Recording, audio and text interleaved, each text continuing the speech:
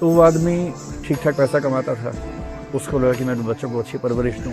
बड़े शहर में गया, अंग्रेजी स्कूल में पढ़ाया और हर तरह की एजुकेशन जो देश विदेश में हो सकती है सारी अपने बच्चे को दिलवाई। टेनिस खिलवाया कि वो इंटरनेशनल प्लेयर बने। हरियाणा में लड़कों का भी और लड़कियों का भी प्लेयर बनने का एक रुझान रहता है और पेरेंट्स सपोर्ट भी करते हैं आमतौर पर।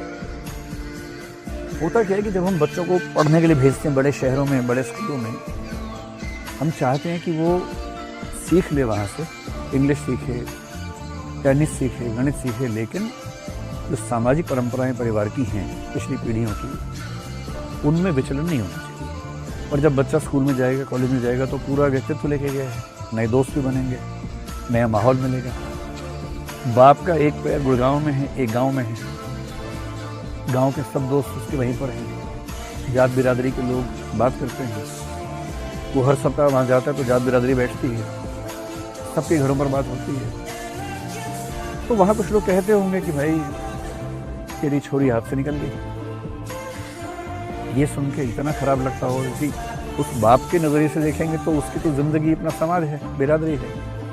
हम सब अपने अपने समाज से जुड़े हुए हैं और जो समाज से कट गया है, जिसको मार्जिनलाइज पर्सन कहते हैं, सीमांत व्यक्तित्व कहते हैं, उसे जीना बहुत मुश्किल है। हम सबको समाज चाहिए। पिता का जो समाज है वो उसको बार बार उलाहने दे रहा है, वो पलम्ब दे रहा है, नाराज़ हो रहा है, व्यंग्य कर रहा है, वो नहीं झेल पा रहा है। वो बेटी से बात करता है, बेटी नए समाज की है, उसे अपनी एकेडमी खोलनी है, वो बचपन से उसी माहौल में रही है, उसको वो माहौल प्रभावित नहीं करता जो पिता को करता है। वो रिक्वेस्ट करती होगी, माँ का ज़्यादा संबंध परिवार के अंदर रहा, अनुमान हम कर सकते हैं, तो वो बच्ची की साइड लेती होगी। एक समय के बाद ये कॉन्ट्रडिक्शन इतना बढ़ गया होगा।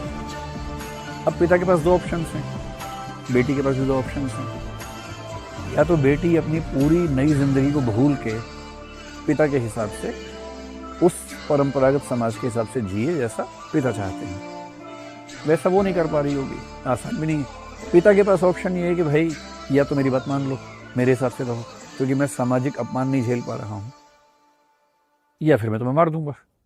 एक तीसरा ऑप्शन भी था कि मैं तुमसे संबंध तोड़ लूंगा। वो ऑप्शन दिमाग में नहीं आया होगा या आने दिया नहीं होगा किसी ने। और ऐसे में जब ये कॉन्ट्रडिक्शंस बहुत बढ़ते हैं और लोग नहीं झेल पाते, तो ऐसी हरकत करते हैं।